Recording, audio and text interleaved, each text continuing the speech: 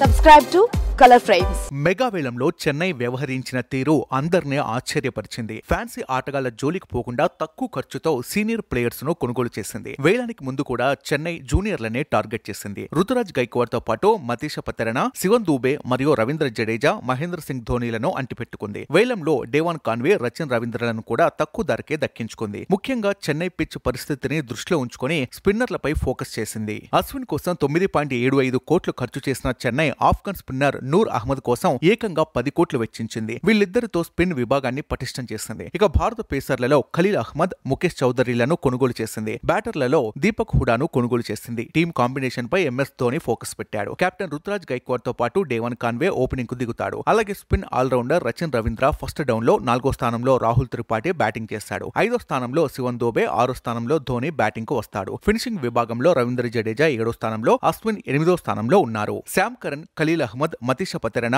Face దళాన్ని తీసుకోనున్నారు. మొత్తం చెన్నై 25 మంది ప్లేయర్లను జట్టులోకి తీసుకోగా ఇంతకుముందు చెప్పిన ఆటగాళ్లు తుది జట్టులో ఉండనున్నారు. ఇదిలా ఉంటే ఈసారి ధోని అన్క్యాప్డ్ ప్లేయర్ గా జట్టులోకి వచ్చాడు. ఈ క్రమంలో ధోని జీతం కూడా గణనీయంగా తగ్గింది. 2025లో అతని జీతం కేవలం 4 కోట్లు మాత్రమే. అంతకుముందు 2024 మరియు 2023లో 12 కోట్లు తీసుకున్నాడు. 2018 నుండి 2021 వరకు ప్రతి సంవత్సరం 15 కోట్లు అందుకున్నాడు. వీడియో మీకు నచ్చినట్లయితే ప్లీజ్ లైక్ చేయండి, షేర్ చేయండి, కామెంట్ చేయండి.